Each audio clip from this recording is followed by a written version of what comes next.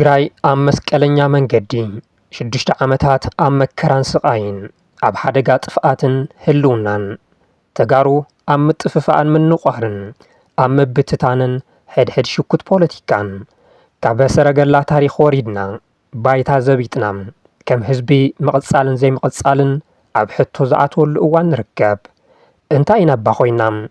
እንታይ እንትሕማም? ንምንታይ ናብዚ ደረጃ ወዲቕና? እንታይ ከንተገበርና ካብዚ ገጢሙና ዘሎ ሓደጋ ክንድሕን ንኽእል? ምሳና እንተጸኒሕኩም መልሲ ትረኽብሉ መደብ ኣዳሊና ኣለና። ዝባኽን ግዜ ከም ዘይህልወኩም ብምትእምማን ንቻናልና ላይክ፣ ሼርን ሳብስክራይብ እናገበርኩም ንኽትከታተሉና ብኽብሪ ንዕድም። ጓይላ ሕራሩት ኣብ ጡመይ ከብዳ ኩል ሕራነ ኸምተን ወለዳ ዋና ኸይሕሾ ዕልል ኣውያታ ንውሽጢ ይፈስስ ውሕጅ ንብዓታ ገዲም ስነ ጥበባዊ ብርሃነ ሃይለ ሕራሮት ጓይላ ክብል ሰይምዎ ነቲ ኣብዚ ሰሙን ዝለቐቆ ደርፉ ብርግጽ ህዝቢ ትግራይ ኣብዚ ሕዚ እዋን ውሽጡ እናሓረረ እዩ ጐይላ ዝጉይል ዘሎ። እቲ ጐይላ ሳዕስዒት ጥራሕ ዘይክኸውን ይኽእል እዩ። ዕለታዊ ምንቅስቓሱ ብሕራሮት እዩ ዘካይዶ ዘሎ። መነባብርኡ ውሽጡ እናሓረረ እዩ ዝነብር ዘሎ። ንዝሓለፉ 30 ዓመታት ዘፍረዮ ሃፍቱ ተዘሪፉን ተጓሒሉን ውሽጡ ብሕሩሩ ፍሽኽ እናበለ ይነብር። ንዝሓለፉ 6 ዓመታት ኣብ ቅዳድ ኬንዳ ብቁርን ሃሩርን ብዝናብን ፀሓይ እናተገረፈ ኣብ ሙቕ ጎጆኡ ከም ዘሎ ንኽመስል ክምስ ይብል ውሽጡ ብሕሩሩ ዘይንሱ መሲሉ ዘዕበዮም ጽባሕ ክጥውርዎ ተስፋ ዝገበረሎም መላምል ደቁ ብዝወፅዎ ተሪፎም ውሽጡ ብሓዘን ተኾርሚቱ ጓይላ ሕራረት ይጉይል ውሕጅ ንብዓቱ ንውሽጡ ይፈስስ። ኣብ ድከት ኮይና ወግሐ መሰይ ወላዲት ትግራይ ጸሎታ ስደቃክድ ናማ ሙቕቤታ ኣውሒሱ ኸመልሳ ጐይታ እዚ ተጋሩ ኣብዚ ሕዚ እዋን እንነብሮ ዘለና ህይወት እዩ። እወም ናይ 3000 ዓመታት ታሪኽ ኣለና እንብል ተጋሩ ሕዚ ዘለናሉ ደረጃ ቁልጭ ኣቢሉ ዘርኢ ብስልጣነ ታሪኽን ጀግንነትን እንልለም ካብ ባዕልና ሓሊፍና ንኻልኦት ህዝብታት ኣርዑት ባርነት ቀንጢጥና ፋና ነፃነት እነበስር ህዝቢ ሕዚ ንባዕልና ምዃን ተሳኢኑና ኣብ ደልሃመት እንነብር ዘለና ተጋሩ እንታይ ኢና ባ ኮይና? ምናልባት ናይ ብዙሓት ተጋሩ ሕቶ ክኸውን ይኽእል እዩ። ነዚ ሕቶ ንምምላስ ግና ፈለማ ንውሽጥና ምምልካት ግድን ክብለና ይኸውን። እቲ ሕማም ኣብ ውሽጥና እዩ ዘሎ። እቲ ቁስልና ፈውሲ ኸይረክብ ሓዊእናዮ ዘለና ባዕልና ኢና። ፈለማ ነቲ ዝተሓብአ ቁስሊ ናብ ኣደባባይ ነውፃእ እዩ። ኣሽዑ እቲ ፈውሲ ክንረኽቦ ኢና። ነንባዕሉ ዘይከባበር ህዝቢ ነንሕድሕዱ ዘይሳነ ማሕበረሰብ ኣደዳ ጓና ካብ ምዃን ዓደ ይውዕልን ሓደ ኣብ ዝኾንናሉ እምቢ ኣብ ዝበልናሉ እዋን ተጋሩ እንታይ ምዃንና እኮ ንዓለም መስኪርና ኢና። ሕዚ እቲ ዝበፅሐና ግፍዒ እቲ ዝተፈጸመልና ጆኖሳይድ እቲ ዝኸፈልናዮ መስዋዕት ረሲዕና ኣብ ውልቃዊ ረብሓ ተሸኺልና ኣነነትን ውልቃዊ ክብርን ስልጣንን ረብሓን ንህሊናኻ ደፊኖም ብኸብድኻ ጥራሕ ንኽትሓስብ ዝገብሩ ሕማማት እዮም። ተጋሩ ሕሊናና ተደፊኑ ዝነበረና ስልጣንን ታሪኽን ኣረኪዝና ባዕልና ንባዕልና ንምሻጥ ተበታቲና ንምጥፋእ ኣብ ጫፍ በፂሕና ንርከብ ብሄራዊ ሓደጋ። ናይዚ ውድቀትና ውፅኢት ተደሚሩን ተቐኒሱን እምበኣር ናይ መሪሕነት ልምሰት ናይ ውሽጥና ፀገም እዩ። ትግራይ ብሰፋሓን ብሃፍታማን ፀቢባትና ከም ኣድገ በቕሊና ተራጋሕና ካብ ደንበና ወፂና ኣብ ናይ ካልኦት ደንበ ክንነብር መሪፅና ሓደ እግርና ናብ ሽዋ ካሊእ እግርና ናብ ኣስመራ እንጋሕጢጥና ክንጭዳዕ ህዝቢ ትግራይ ኣብ መንጎ ገሃን መሃን ክኸውን ጌርናዮ። ንኣሽሓት ዓመታት ስርዓተ መንግስቲ ዝፈልጥ ሕግን ምሕደራን ንኻልኦት ዘምሃረ ህዝቢ ትግራይ ሕዚ እቲ ንታሪኹ ዘይምጥን ጊዜያዊ ምምሕዳር እውን ብኣግባቡ ምምሕዳር ተሳኢንዎ መንግስትነት መገልገሊ ህዝቢ እንተይኮነስ መርከብ ጥቕሚ ጌርናዮ ንሓንቲ ወንበር ክንጣፈአላ ኢልና። ጣልያን ግርም ገይሩ ነቶም ማዕዶ ኣሕዋትና ሰልጢንዎም እንታይ ኢልዎም? ንስኻትኩም እኮ ስልጡናት ኢኹም ተኩስኩም ኣይትስሕቱ ጀጋኑ ቶም ማዕዶ እኮ ስኢሎም እዮም ድኻታት ኮ እዮም ቆማላት ኮ እዮም። ምኒልክ ድማ ንዓና እንታይ ይብለና? እትዮም እኮ ባንዳ እዮም ንስኻትኩም እኮ ጀጋኑ ኢኹም ንስኻትኩም እኮ ሰብ ታሪኽ ኢኹም። ንሕና ንሕጎስ እትዮም ይሕጎሱ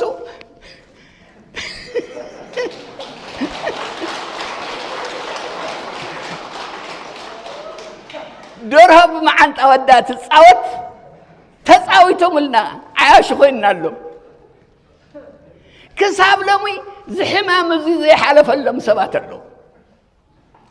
حزون ما جلس يتحاسب سبات له اتحزن سنايت انتي اترسحات كناي منتي يبال تغارو حزقت يمنا زلو زيم اتو معريوم زصلونا ጥራሕ እንተይ ኮኑስ ንሓዋሩ ካብ ገጸ ምድሪ ክንጠፍአሎም ዝምነይልና ጸላእትና ፈተውትና መሲሎም ነቲ ኣብ ውሽጥና ዘሎ ሕማቕ መሪሕነት ተጠቂሞም የጥፉን ኣለዉ ነቲ ሓደ ጥሩ ትግሬ ነቲ ካሊእ ካሕዳም እናወሉ መማዕዶ ተቐሚጥና ብዋንጭፍ እምኒ እናተዳራበና ንውዕል ኣለና ካብ መፈለምቱ ናይ ሃፀይ ምኒልክ ፕሮጀክት ሒዙ ተጋሩ እንተዘይከፋፊለዮምን ኣጥፊአዮምን ንግስናይ ክጸንዕ ኣይኽእልን ኢሉ ዝተበገሰ ኣብዪ ኣሕመድ ብኹናት ዘየጥፍኦ ህዝቢ ሕዚ በገዛ መራሕቱ ክጠፍእ ኣብ ጫፍ በፂሑ ይርከብ በብግዚኡ ኣጀንዳ እናፈጠረ ነቲ ትማሊ ዝተወግአናዮ ቆስልና ከይንሕክም ሽንጣር እናሰደደ ይወግአና ኣሎ ኣብዚ ሰሙን ዝኾነ ነገር እውን እዚ እዩ ይንቕበሎን በሃል ይከኣል እዩ ኣነ ግን ኣይቕበሎን ኣይብለን ካሊእ ዝኽየድ ነገር ንምዕራይ ዝኽየድ ነገር ክየድ ይከኣል ኣይንቕበሎን በል ግን ዝኸውን ኣይኮነን ግልፂ ክኾን ዘለዎ ግን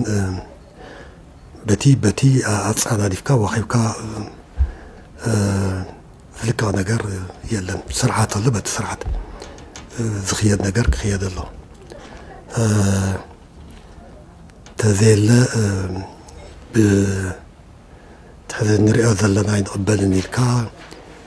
ዘረባዚ ደጋግሞ ኣኽላባት ፈቲሕኻ በብ ሶሻል ሚድያ ዝብሎ ጠራሕራ ዝኸውን ኣይኮነን እዚ እዋን ብዛዕባ ክብሪ ስልጣንን ረብሓን እተውግዐሉ ግዜ ይነበረን ሕሊና ዘለዎ ህዝቢ ትግራይ ዘለዎ ደረጃ ዝተረድአ ሰብ ኣሽንኳይዶ በቲ ገበን ዝፈጸመልካ ስርዓት ተሸይመ ኢልካ ክትፍክር ክትሕባእ ንባዕልኻ ካብ ስልጣን ክትኣልም ተገብአ ነይሩ እዚ ግዜ ስልጣን ልቐቕ ኣይለቅቕን ክበሃለሉ ተሪፉ ብዘይ ዓድን ህዝብን እንታይ ክገብረለይ ተባሂሉ ህዝቢ ትግራይ ካብቲ ኣትይዎ ዘሎ ሓደጋ ህልውና ንኸውፅእ ዝኽእል ኣካል ምሃብ ምተገብአ ነይሩ 50 ዓመታት ዝተቃለሰ ዝኾነ ኣካል ሰላምን ልምዓትን ፍትሕን ዲሞክራስን ንምርጋጽ እምበር ኣነ እንተዘይመሪሐ ሞይተ ይርከብ ኣለኹ ንምባል ኣይነበረን ኣብ ትግራይ ዘሎ ሓይሊ ግና እናሞትካ ኣነ እንተዘይመሪሐካ ይብለሎም ካብ ትግራይ ተደፊኡ ዝወፅእ ሓይሊ እውን ምስ ጸላእ ተሰሊፉ ኣነ እየ ዝሕሸካ ክብል ይስማም ህዝቢ ትግራይ ግና ብዛዕባ ቃንዝኡ ብዛዕባ መከርኡ ብዛዕባ ሓዘኑ ብዛዕባ እቲ ዝሕልፎ ዘሎ ውሽጣዊ ሕራሮት ዝሓስበሉ ኣካል ይረኸበን بيت بلالا زمر باي سبانا في قالا ولاريت ኣብ ኣዲስ ኣበባ ዘሎ ሓይሊ ዝተወረረ ግዝኣት ትግራይ ካብ ሞቕ ጎጆኡ ብሓይሊ ተባሪሩ ንዝሓለፉ 6 ዓመታት ብሰላሕታ ብዛዕባ ዝጸንት ዘሎ ህዝቢ ብዛዕባ እቲ ኩሉ ነገር ተዓፂዎ ደቁ ከዕንግልን ከምህርን ዘይከኣለም ኣብ ደልሃመት ዝነብር ዘሎ ህዝቢ ብጩቕ ይብልን ንሱ ቀለብ ስለ ዝስፈረሉ እቲ ኣብ ልዕሊ ህዝቢ ትግራይ ዝወርድ ዘሎ መዓት ኣይረኣዮን ንሱ ዝረኣዮ እታ ከም ከልቢ እንዳሃፍታም በብመዓልቱ እትወሃቦ ሕርጓቶ ጥራሕያ እዚኣ ከይትጎሎ ድማ ኣጀንዳ ህዝቢ ትግራይ ሓዲጉ ብዛዕባ ሰገር ዶብ በሪ ባሕሪ ወግሐ ፀብሐ ይሁትት ሕልፍ እንትብል ድማ ህዝቢ ትግራይ ነቲ መላምል ደቁ ዝገበረሉ ኣካሉ ዘግደለሉ ብሄራዊ ቃልሲ ክሕዶም ወለዶታት ክናስሕሉ ንምግባር ጸላእቲ ክሳብ ዝዕዝዎ ይግዕር ምስቲ ጸላእ ህዝቢ ትግራይ ኮይኑ ኣንጻር ህልውናን ብሄራዊ ሓድነትን ህዝቢ ትግራይ ተሰሊፉ ለይትን ቀትርን ይሰርም ኣብ ትግራይ ዘሎ ሓይሊ እውን ኣብ ውሽጡ ዘሎ ጉድፍ ከየፅረየ ኣብ ሸዋ ንዘሎ ከሓዲ ንዝብሎ ሓይሊ እናጸለመ ይውዕል ነቲ ኣብ ኢዱ ዝተረፈ ሓይሊ ተጠቂሙ ኣጋጢሙ ዘሎ ሓደጋ ህልውና ህዝቢ ትግራይ እንትፈትሕ ግና ኣይረአን ኣብ መንጎኡ ግና ህዝቢ ትግራይ ይሓርር ኣሎ ላሕሚ ወሊዳ ከይትልሕሶ ሓዊ ኮይንዋ ከይትገድፎ ውላድ ኮይንዋ ከም ዝበሃል ኮይንዎ ከንፈሩና ነኸሰ ንባዓቱን ውሽጥና መዓጎ ሕራሮት ጓይላ ይስዕስዕ سم كمل منونا كم بارنوس بلعيتو عسرنا خطفونا كم نفاس راقيتو كم لا تلحت حمام بحب ايتو زرقت قراين مبراسدو بشرح تساددوت قلا بشحزن الري بحرواتو تفردو ኢራናውያን ናይ ዓለም ጎብለልየ ብዝብል ትራምፕ ተጨፍጪፎም መሰረተ ልምዓቶም ዓንዩ ኣሽሓት ንጹሃት ተቐቲሎምን ተሰዲዶምን መራሕቲ ኢራን ግና ብህዝቢ ኢራን ዝተዋሃበና ሓደራ ኣይንዕብርን ኢሎም ኣብ ዓዶም ኮይኖም መስዋዕት ከፊሎም መራሕቲ ኢራን መህደሚ መዕቆቢ ስኢኖም ኣይነበሩን ነቲ ኣብዚ ደረጃ ዘብፅሖም ኣምሂሩ ዘኽበሮም ኣብ ቂዑ ንስልጣን ዘብፅሖም ህዝቦምን ዓዶምን ዘይምክሓድ ግና መስዋዕት መሪጾም ጽንዓትን ሓቦን ካብ መራሕቶም ዝተገንዘቡ ኢራናውያን ድማ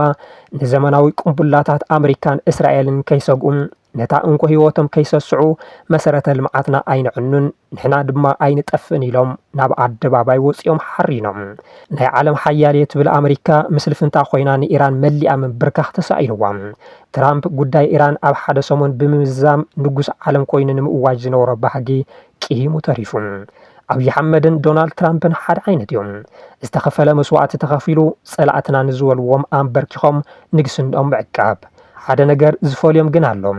ትራምፕ ኣብ ልዕሊ ህዝቡ በደል ዘይፍጽም ምዃኑ እዩ ኣብይ ግና ነቲ ህዝበይ ዝብለውን ንንግስኑ ሓደጋ ኮይኑ ተተረኣይዎም ንኸጥፍኦ ንድሕሪ ዘይብል ምዃኑ እዩ እዚ ድማ ኣብ ዝሓለፉ 8 ዓመታት ብተግባር ኣርኢና ልፍንታውያን ዓዲሙ መሊኡ ዘየጽነቶ ህዝቢ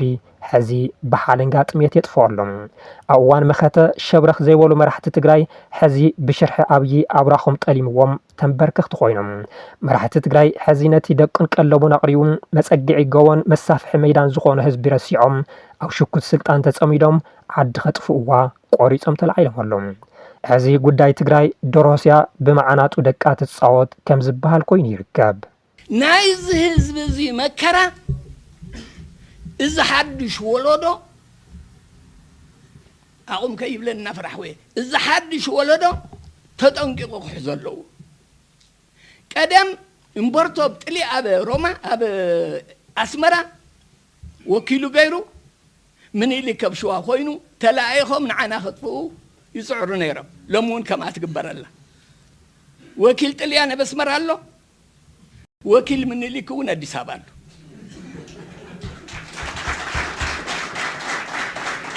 ሕዚ ካብዚ ህልኽን ህልካ እንተዘይተወፂኡ ካብዚ ህርፋን ስልጣን ምዕጋስ እንተዘይተኸኣኢሉ